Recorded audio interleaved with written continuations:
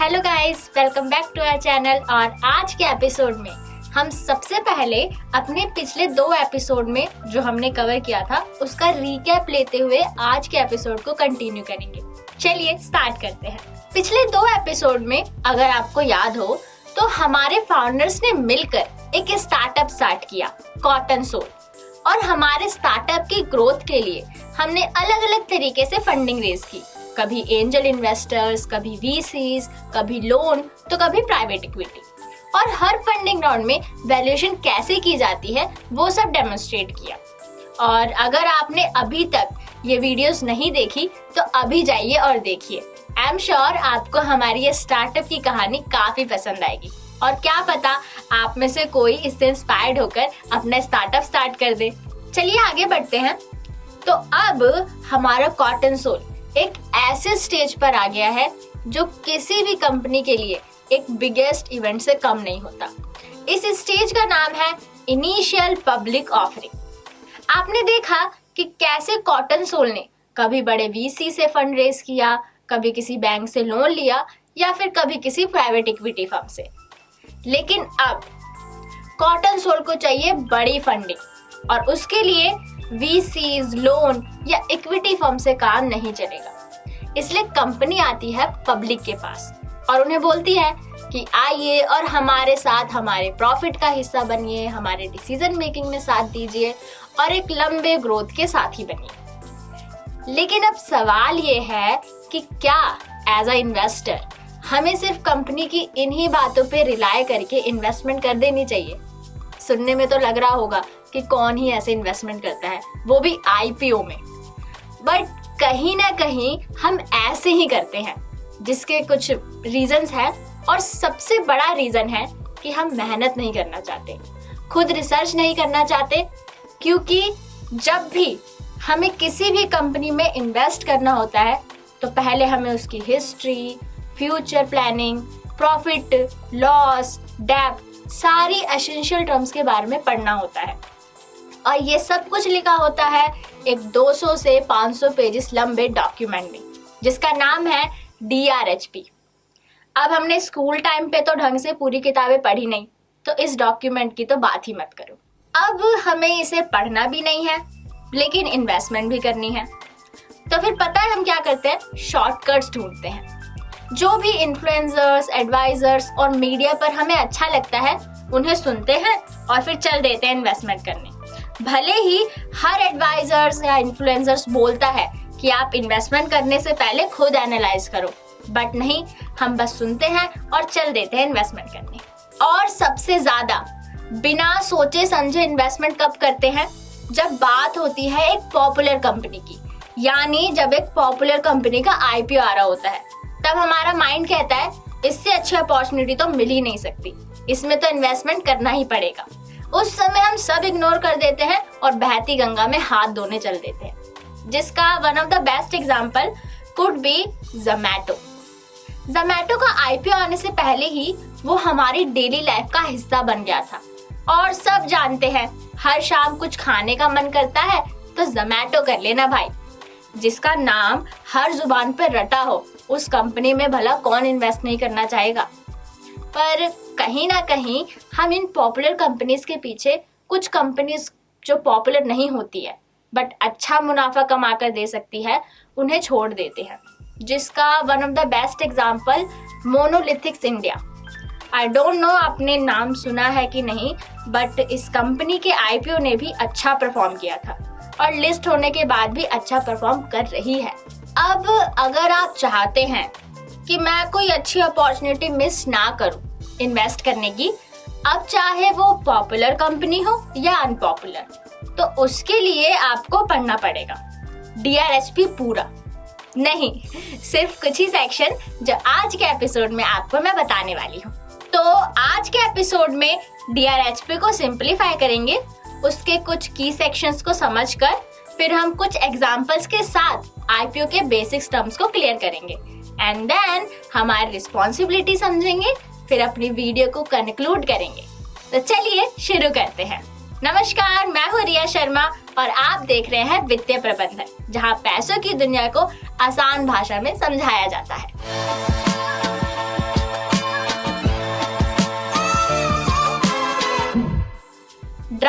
Red herring prospectus, DRHP एक document है जो कंपनी अपना IPO लॉन्च करने से पहले सेबी को फाइल करती है और ये 200 से 500 पेजेस लंबा डॉक्यूमेंट होता है जिसमें कंपनी की सारी इंफॉर्मेशन होती है, जैसे कंपनी का बैकग्राउंड, फाउंडर्स, प्रमोटर्स और मैनेजमेंट टीम की डिटेल्स। बिजनेस ओवरव्यू में कंपनी क्या करती है, कौन से प्रोडक्ट्स या सर्विसेज बनाती है और कौन सी इंडस्ट्री को सर्व करती है। फिर रिस्क फैक्टर होते हैं, क्या क्या रिस्क हो सकते हैं, मार्केट का risk, financial risk, competition, legal factor and status, मतलब सब लाइसेंस है या लेना है, लीगल कंप्लायंसेस ऑलरेडी है या करने वाले हैं। फिर आते हैं कंपनी के फाइनेंशियल्स, उनकी balance sheet, profit and loss account, cash flow statement, audits, मतलब सारी तिजोरी और बही खाते का ब्यौरा। ऑब्जेक्ट्स ऑफ द इशू, यानी कंपनी को पैसा क्यों रेज करना है, एक्सपेंशन के लिए, लोन रिपेमेंट के लिए, वर्किंग कैपिटल, ब्ला ब्ला ब्ला। फिर आता है यूज ऑफ प्रोसीड्स, यानी IPO से जो पैसा आएगा उसका ब्रेकडाउन, कहाँ कहाँ कैसे कैसे पैसा यूज होगा। फिर आते हैं इंडस्ट्री ओवरव्यू, पूरी इंडस्ट्री का साइज, ट्रेंड्स और कंपटीशन का एनालिसिस इसमें होता है। फिर आते हैं हमारे promoters and share holding, company के मालिक और उनकी शेयर होल्डिंग कितनी है। इसके बाद इंपॉर्टेंट पार्ट है हमारा IPO डिटेल्स, इशू साइज क्या है, fresh issues, OFS, price band, lot size, ये सब हम डिटेल में एक एक करके आगे समझेंगे। लीगल डिस्क्लोजर्स, इसमें कंपनी के ऊपर कोई ऑनगोइंग या पास्ट केसेस तो नहीं चल रहे, लिटिगेशन और रेगुलेटरी कंप्लायंसेस डिटेल में लिखा होता है। फिर आता है हमारे इन्वेस्टर्स का रिस्क, यानी इन्वेस्टर्स के लिए क्या क्या वार्निंग पॉइंट्स हो सकती है, कहाँ कहाँ दिक्कत आ सकती है, वो सब कुछ इसमें लिखा होता है। तो कुल मिला के DRHP की इम्पोर्टेंस यही है कि आपको सारी जानकारी इस पर्टिकुलर कंपनी को लेकर यहीं मिलेगी। और लिमिटेशन ये है कि इतने लंबे चौड़े डॉक्यूमेंट को पढ़े कौन। इसी लिमिटेशन को दूर करने के लिए कुछ सेक्शंस हैं जिन्हें हमें पढ़ना है। तो आइए हम एक सैंपल DRHP पिक करते हैं। ये DRHP है अर्बन क्लैब कंपनी का और ये रहे हमारे 6 की सेक्शन जिन्हें हमें एज अ इन्वेस्टर पढ़ने चाहिए। ये सेक्शन का सीक्वेंस मोस्टली हर DRHP में ऐसा ही होता है, पर सिंप्लिसिटी के लिए मैं यहाँ प्रायोरिटी के हिसाब से बात करूंगी। तो सबसे पहले हम पढ़ेंगे बिजनेस ओवरव्यू के बारे में, यानी इसमें हम कंपनी क्या काम करती है, कौन से प्रोडक्ट या सर्विसेज हैं और किस इंडस्ट्री को सर्व करती है, वो सब बिजनेस ओवरव्यू में आता है। फिर हम चलते हैं प्रमोटर्स और मैनेजमेंट के बारे में, यानी कंपनी के फाउंडर्स, प्रमोटर्स और टॉप मैनेजमेंट का डिटेल्स, यानी कि उनका बैकग्राउंड क्या है, एक्सपीरियंस और कंपनी में उनका कितना शेयर है। फिर हम बात करते हैं पैसों की, यानी फाइनेंशियल स्टेटमेंट, कंपनी की पैसे वाली हेल्थ का record, balance sheet, profit and loss, cash flow और ऑडिट्स, कितना रिवेन्यू आ रहा है, प्रॉफिट लॉस कितना है और डेब्ट कितना है।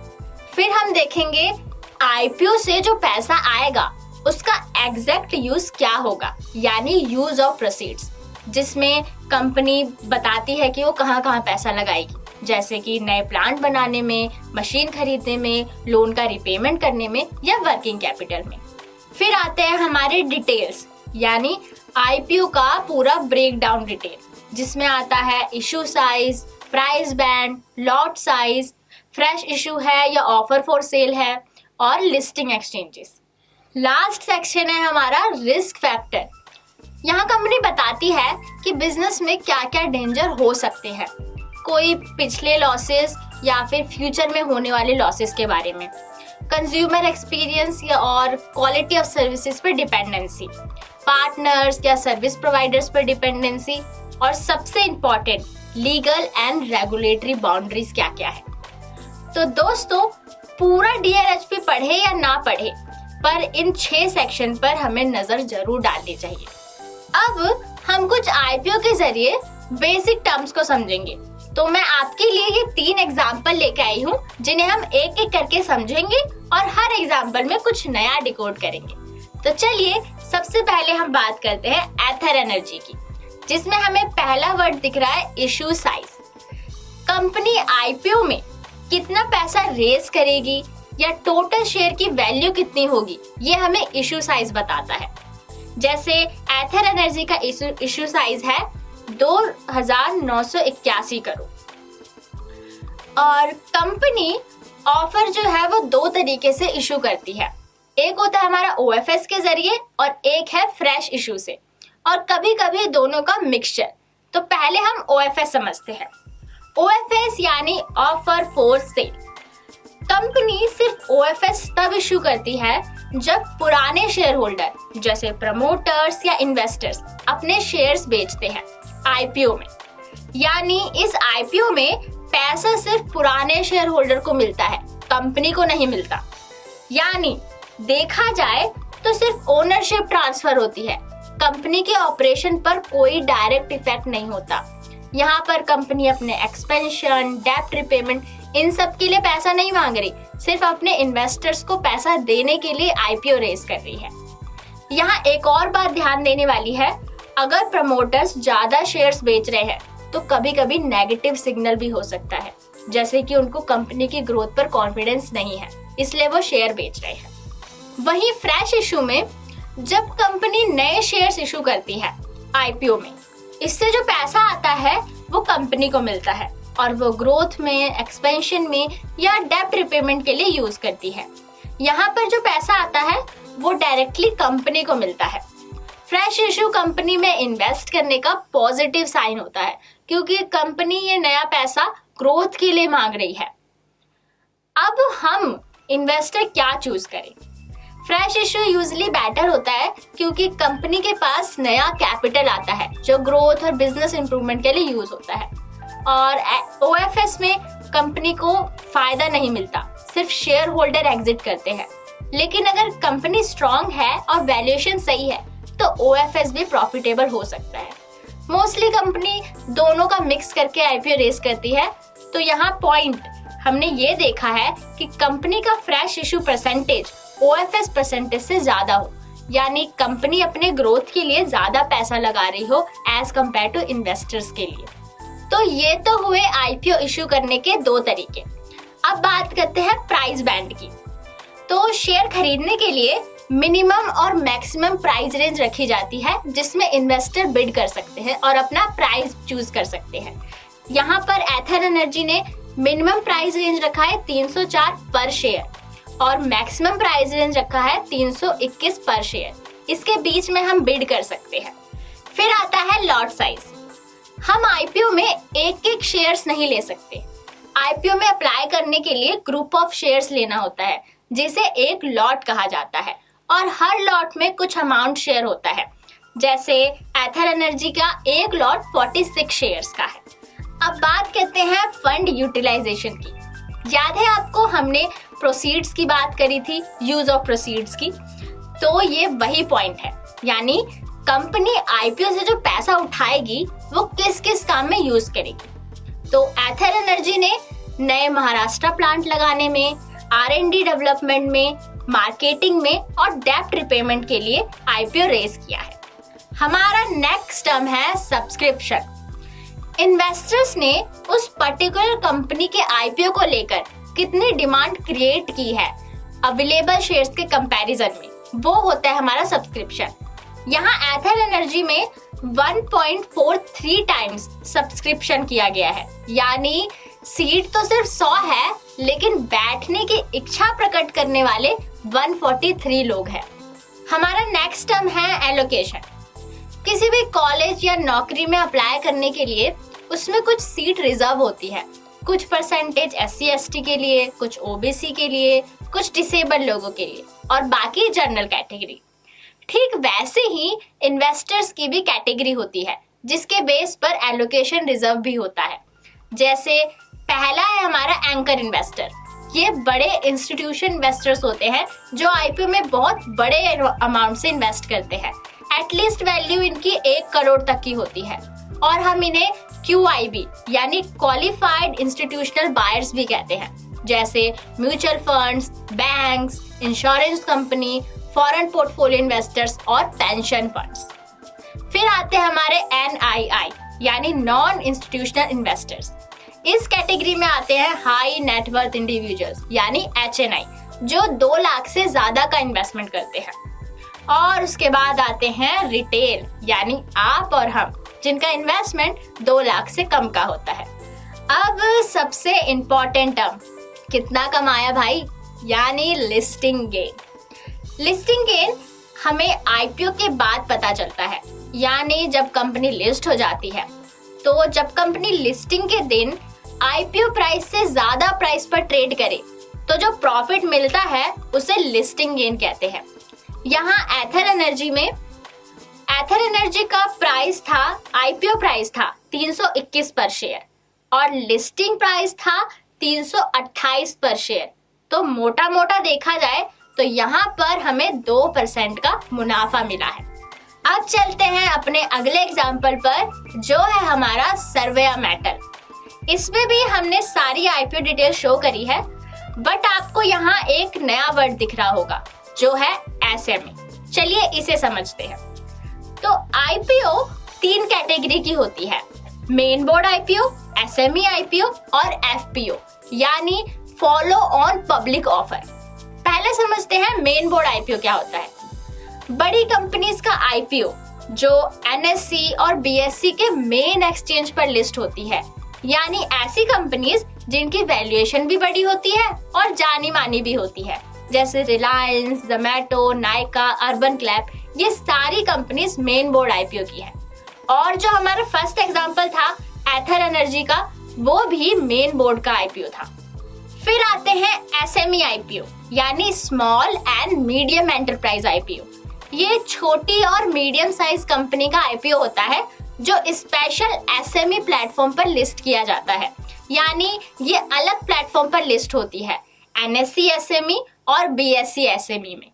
तो हमारा ये एग्जाम्पल सर्वेया मेटल एक SME IPO है।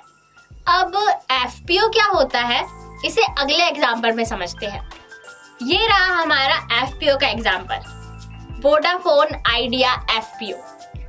FPO का मतलब होता है follow on public offer.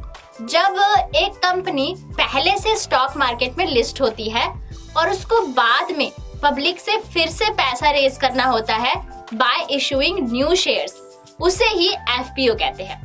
Simple word में IPO के बाद का सेकंड फंड रेजिंग राउंड।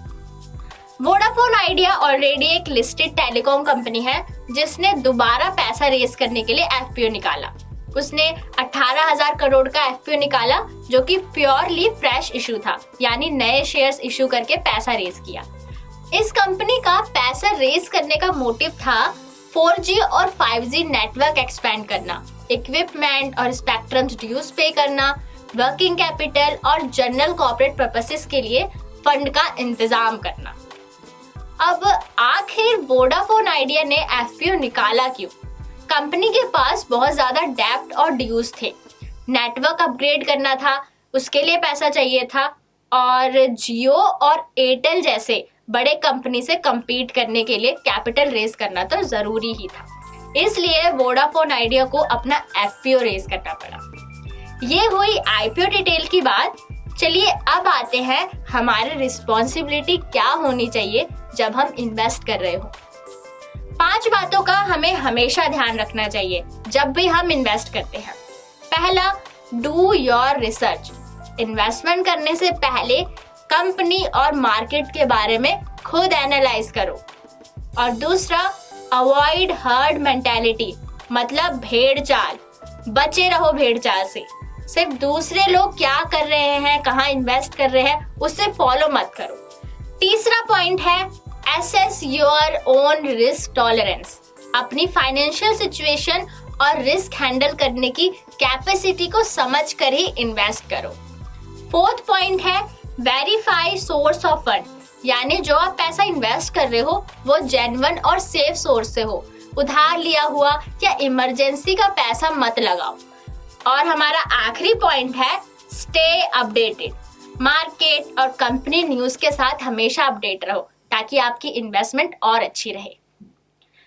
ये था हमारा आज का टॉपिक जिसमें हमने DRHP को सिंप्लीफाई किया, फिर आईपीओ डिटेल्स को एग्जाम्पल के थ्रू समझा एंड देन हमने हमारी रिस्पॉन्सिबिलिटी पर ध्यान दिया। अब मिलते हैं नेक्स्ट एपिसोड में। और दोस्तों, अगला एपिसोड कुछ खास होने वाला है। उसमें हम बताएंगे सेबी के खास प्रोग्राम के बारे में, जिसके थ्रू आप और हम अपना फाइनेंशियल एप्टीट्यूड और अवेयरनेस कैसे अप टू डेट रख सकते हैं, प्लस एक सर्टिफाइड और इन्फॉर्म्ड इन्वेस्टर बन सकते हैं, और वो भी बिना किसी फीस के, मतलब बिल्कुल फ्री। तब तक आप इस वीडियो को शेयर कीजिए, लाइक कीजिए और हाँ, कमेंट में अपने व्यूज बताना मत भूलिएगा। ऐसे ही फाइनेंस की दुनिया को सिंपली समझने के लिए सब्सक्राइब कीजिए हमारे चैनल को। तब तक के लिए मैं रिया शर्मा लेती हूँ आपसे इजाजत। फिर मिलेंगे यहीं वित्तीय प्रबंधन में।